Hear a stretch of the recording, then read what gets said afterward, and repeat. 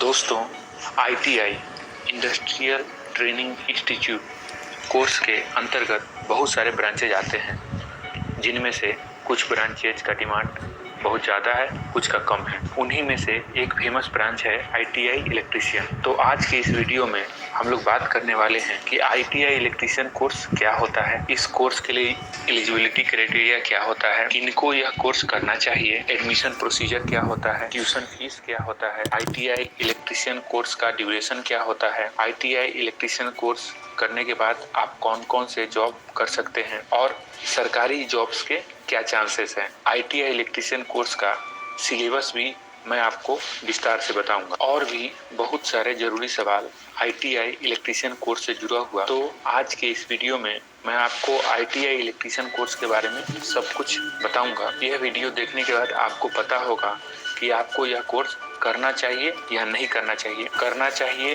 तो कैसे कर सकते हैं, आपका फ्यूचर क्या होगा इस कोर्स को करने के बाद। तो आप इस वीडियो को अंत तक देखिए ताकि आपको पूरी जानकारी मिल सके और अंत में जो जरूरी टिप्स इस कोर्स से रिलेटेड देने वाला हूँ वह हर एक स्टूडेंट जो इस कोर्स को करने जा रहे हैं के लिए मददगार साबित होगा। वीडियो शुरू करने से पहले एक स्पेशल रिक्वेस्ट, अगर आप मेरे इस चैनल पर नए हैं तो प्लीज़ मेरे चैनल कैरियर कनेक्शंस को सब्सक्राइब कर लीजिए, साथ में बेल आइकन भी प्रेस कर लीजिए ताकि जो अगला वीडियो मैं आपके करियर से रिलेटेड लेकर आऊँ उसका नोटिफिकेशन आपको मिल जाए। आपके करियर से रिलेटेड बहुत सारी जानकारी के लिए मेरी वेबसाइट careerconnections.in पर भी विजिट कर सकते हैं। लिंक मैंने डिस्क्रिप्शन में दे रखा है।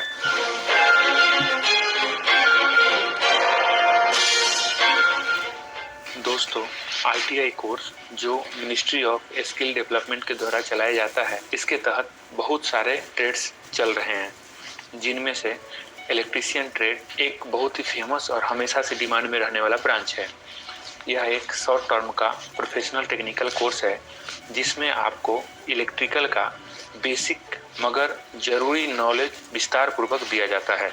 इस कोर्स को करने के बाद आप अलग अलग तरह के इलेक्ट्रिकल फील्ड के काम जैसे कि wiring, electrical machine operation, electrical machine repair आदि डोमेस्टिक और कमर्शियल दोनों फील्ड में कर सकते हैं। आईटीआई इलेक्ट्रीशियन कोर्स के तहत आपको प्रैक्टिकल और थियोरेटिकल दोनों नॉलेज अच्छे ढंग से दिया जाता है। Professional skills, professional education, engineering, drawing, employability skills पर ज़्यादा जोर दिया जाता है। साथ में वर्कशॉप और एक्स्ट्रा करिकुलर एक्टिविटीज द्वारा स्टूडेंट्स का कॉन्फिडेंस बिल्डअप किया जाता है ताकि वह अपने इस कोर्स में ही नहीं लाइफ में भी अच्छा कर सके। अगर आपका इंटरेस्ट इलेक्ट्रिकल फील्ड में है और आप इलेक्ट्रिकल इक्विपमेंट्स पर काम करने में इंटरेस्टेड हैं तो यह कोर्स आपके लिए बेहतरीन कोर्स है। इस कोर्स के बाद आप 2 साल के बाद ही अर्न करना शुरू कर सकते हैं। तो जो लोग भी कम खर्च में कम समय में कमाना शुरू करना चाहते हैं उनके लिए भी आईटीआई इलेक्ट्रीशियन कोर्स बहुत अच्छा रहेगा। इस कोर्स के अंतर्गत आपको basic electricity, effect of electric current, magnetism, electrical machines जैसे कि motor, generator, power generation, transmission and distribution के साथ ही बेसिक इलेक्ट्रॉनिक्स भी पढ़ाया जाता है। सिलेबस मैं आपको विस्तार से आगे बताने वाला हूँ। आईटीआई इलेक्ट्रीशियन कोर्स के लिए एलिजिबिलिटी 10वीं पास होना होता है। बहुत सारे प्राइवेट कॉलेज आपको आपके 10वीं मार्क पर ही एडमिशन दे देते हैं और परसेंटेज भी आपका अगर 40 एबव है तो कोई प्रॉब्लम नहीं होगा। लेकिन गवर्नमेंट कॉलेज में एडमिशन के लिए आपको एंट्रेंस एग्जाम भी देना होता है। अलग अलग स्टेट्स अपना अलग अलग एंट्रेंस एग्जाम कंडक्ट करते हैं, जिसके बारे में आप ज़्यादा जानकारी मेरी वेबसाइट से प्राप्त कर सकते हैं। आईटीआई इलेक्ट्रीशियन कोर्स 2 साल का होता है जिसके अंदर 6 महीने के 4 सेमेस्टर होते हैं। हर सेमेस्टर में आपको प्रैक्टिकल और थ्योरी दोनों का पढ़ाई कराया जाता है और एग्ज़ाम भी प्रैक्टिकल और थ्योरी दोनों का अलग अलग होता है। आईटीआई इलेक्ट्रीशियन कोर्स का ट्यूशन फीस सरकारी कॉलेज के लिए बहुत ही कम 2000 से 10,000 पर ईयर तक हो सकता है।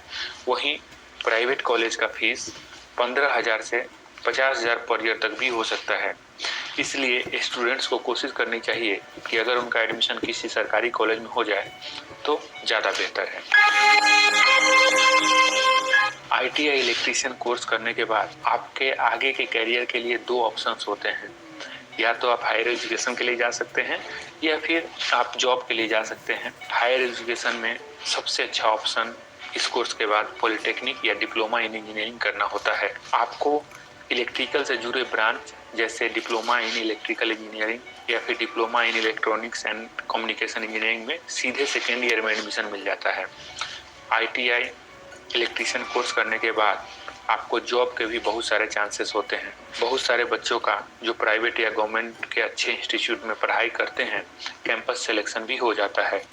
इस कोर्स को करने के बाद आपको electrician, wireman, technician, electric machine operator, welder, instructor, supervisor आदि के रोल में काम मिल जाता है। सरकारी नौकरी की बात करें तो ITI इलेक्ट्रीशियन कोर्स कंप्लीट करने वाले स्टूडेंट्स का selection GAIL, SAIL, Indian Railway, electricity department, educational institute, Indian Oil के साथ साथ और भी बहुत सारे कंपनीज में होता है। सैलरी की बात करें तो प्राइवेट सेक्टर में आपको शुरुआती सैलरी 8 से 10 हज़ार का और गवर्नमेंट सेक्टर में 15 हज़ार तक का मिल सकता है। लेकिन आपको घबराने की बिल्कुल ज़रूरत नहीं है। एक्सपीरियंस के साथ आप एक बेहतर सैलरी और पोस्ट भी में कर सकते हैं। ITI इलेक्ट्रीशियन कोर्स करने के बाद बहुत सारे लोगों ने अपना खुद का व्यवसाय या कंपनी भी चालू किया और इलेक्ट्रिकल के फील्ड में आज वो बहुत कामयाब हैं। आपके आसपास भी बहुत सारे लोग आपको ऐसे मिल जाएंगे जिन्होंने ITI इलेक्ट्रीशियन कोर्स के बाद कुछ सालों का एक्सपीरियंस लिया और उसके बाद खुद का बिजनेस खड़ा किया। ITI इलेक्ट्रीशियन कोर्स के सिलेबस की बात करें तो पहले साल के पहले सेमेस्टर का सिलेबस आपको सेफ्टी मेजर्स के साथ शुरू होता है, जहां आपको काम करने के स्थान पर सेफ्टी कैसे मैनेज करना है, सेफ्टी के लिए क्या क्या करना है की जानकारी दी जाती है। उसके बाद आपको बेसिक हैंड टूल्स के बारे में बताया जाता है। अगला जो इम्पोर्टेंट टॉपिक्स होता है कंडक्टर्स के बारे में, जहां आपको कंडक्टर डिफरेंट टाइप के वायर्स कंडक्टर्स जो होते हैं उनका पहचान करना, उनके रेटिंग के बारे में बताया जाता है। बेसिक इलेक्ट्रिसिटी में आपको ओम्स लॉ और किर्चॉफ्स लॉ के बारे में बताया जाता है। रजिस्टर्स के बारे में अगला टॉपिक आपको पढ़ाया जाता है। लॉ ऑफ रेजिस्टेंस और रजिस्टर्स का पहचान करना आपको बताया जाता है। इंस्टॉलेशन ऑफ बेसिक इक्विपमेंट्स जैसे कि बोर्ड्स कैसे लगाना है, फ्यूज कैसे लगाना है, सर्किट ब्रेकर्स वगैरह कैसे लगाना है, ये सब के बारे में आपको अगले टॉपिक में जानकारी दी जाती है। सेल्स मतलब डिफरेंट टाइप के बैटरीज, केमिकल इफेक्ट्स के बारे में आपको जानकारी दी जाती है। सेफ्टी मेजर्स ऑन टूल्स मतलब जो टूल्स के साथ आप काम कर रहे हैं जैसे ड्रिलिंग मशीन वगैरह, उसको कैसे सही ढंग से यूज करना है इसके बारे में बताया जाता है। मैग्नेटिज्म का प्रिंसिपल है, कैसे काम करता है, मैग्नेटिक बिहेवियर क्या होता है मेटल्स का, ईडी करंट क्या होता है, ये सारी बातों पे आपको विस्तार से जानकारी दी जाती है। प्रैक्टिकल में आपको कैथोड रे ऑसिलोस्कोप जो होता है उसके थ्रू मैग्नेटिज्म का डेमोन्स्ट्रेशन किया जाता है। कैपेसिटर्स के बारे में आपको जानकारी दी जाती है और डीसी मशीन्स के बारे में आपको बताया जाता है, जैसे डीसी जनरेटर हो गया, डीसी मोटर हो गया आदि के बारे में। फर्स्ट ईयर सेकेंड सेमेस्टर के सिलेबस की बात करें तो डीसी मोटर्स के बारे में आपको बताया जाता है। दूसरा वायरिंग, कमर्शियल डोमेस्टिक वायरिंग वगैरह कैसे किया जाता है इसके बारे में आपको बताया जाता है। अर्थिंग के बारे में आपको बताया जाता है कि अर्थिंग क्या होता है, इसका इम्पोर्टेंस क्या है। बहुत सारे लोगों को अर्थिंग की समझ ही नहीं होती है, सही यूज क्या है अर्थिंग का। अल्टरनेटिंग करंट जो एसी करंट जो हमारे हाउस होल्ड से हमारे नॉर्मल घर में यूज होता है वो करंट क्या होता है इसके बारे में आपको पढ़ाया जाता है। ट्रांसफार्मर्स जो हर डिवाइस में ट्रांसफार्मर यूज होता है, छोटा से छोटा आपका मोबाइल का चार्जर हो या आपका इन्वर्टर हो या फिर आपके गांव में लगने वाला एक ट्रांसफार्मर हो, उसके बारे में आपको बताया जाता है। अल्टरनेटर्स जो अलग अलग तरह के अल्टरनेटर्स होते हैं उनके बारे में आपको बताया जाता है। मेजरिंग इंस्ट्रूमेंट्स अलग अलग डिवाइसेस यूज करके जो इलेक्ट्रिसिटी को मेजर किया जाता है उसके बारे में आपको बताया जाएगा। लाइटनिंग मतलब जहां आप काम कर रहे हैं वहाँ प्रॉपर लाइटनिंग होना चाहिए, तो कैसे वो अरेंजमेंट किया जाएगा इसके बारे में। सेकेंड ईयर थर्ड सेमेस्टर का जो सिलेबस होता है वो वाइंडिंग मतलब डिफरेंट टाइप्स ऑफ वाइंडिंग कि आपको ट्रांसफार्मर वाइंडिंग हो, मोटर वाइंडिंग हो, तो वो कैसे किया जाता है इसके बारे में आपको पढ़ाया जाता है, बताया जाता है।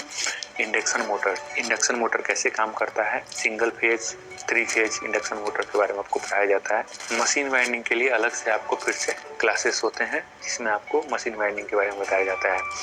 Wiring for lightning proper lightning के लिए कमर्शियल और डोमेस्टिक जगहों पे जो वायरिंग किया जाता है वो कैसे किया जाता है इसके बारे में आपको बताया जाता है। फ्यूजेज, आपको पता है सेफ्टी के लिए फ्यूजेज कितने जरूरी हैं, तो उसमें डिफरेंट टाइप के जैसे एमसीबी, सर्किट ब्रेकर्स हो गए, आरसीसीबी आदि जो है उनके बारे में आपको बताया जाता है। पावर जनरेशन, किन किन तरीकों से पावर जनरेशन किया जाता है, जैसे hydro power, thermal power, solar power, nuclear power आदि के बारे में आपको इसमें बताया जाएगा। ट्रांसमिशन एंड डिस्ट्रीब्यूशन, अलग अलग मेथड से जो ट्रांसमिशन, जहाँ पावर जनरेट होता है वहाँ से जो डिस्ट्रीब्यूटर तक लाया जाता है, जो एक नॉर्मल इंडस्ट्री या हाउस होल्ड तक बिजली आता है, उसकी क्या प्रक्रिया होती है इसके बारे में आपको यहाँ बताया जाता है। सेकेंड ईयर फोर्थ सेमेस्टर में आपको ज़्यादातर सब्जेक्ट्स इलेक्ट्रॉनिक्स के हैं, जो बेसिक इलेक्ट्रॉनिक्स से शुरू होते हैं। एटॉमिक स्ट्रक्चर के बारे में आपको पढ़ना होता है, डायोड्स के बारे में भी आपको पढ़ना होता है, पी इंजेक्शन डायोड वगैरह के बारे में आपको पढ़ना होता है। रेक्टिफायर अगला टॉपिक है,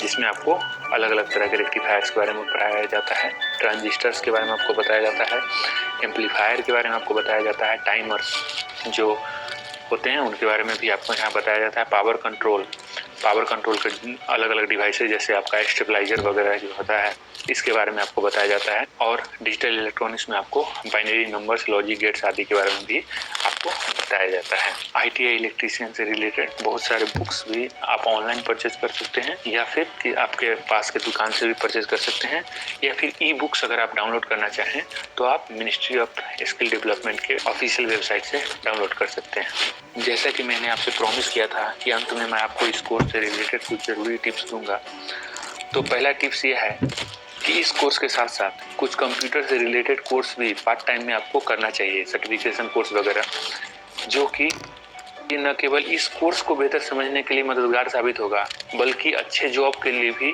आपके चांसेस बढ़ा देगा। दूसरा टिप्स ये है कि अगर आप जॉब करना चाहते हैं तो आपको इस कोर्स के बाद अप्रेंटिस के लिए ट्राई करना चाहिए, जहां आपको स्टाइपेंड भी मिलना शुरू हो जाता है। अगर आपको भारत सरकार द्वारा चलाए जा रहे अप्रेंटिस प्रोग्राम में जगह मिल जाता है तो यह आपके आगे के भविष्य के लिए बहुत ही अच्छा रहेगा। बहुत सारे स्टूडेंट्स की तरफ से एक कॉमन क्वेश्चन होता है कि क्या इस कोर्स के लिए एजुकेशन लोन भी मिल सकता है?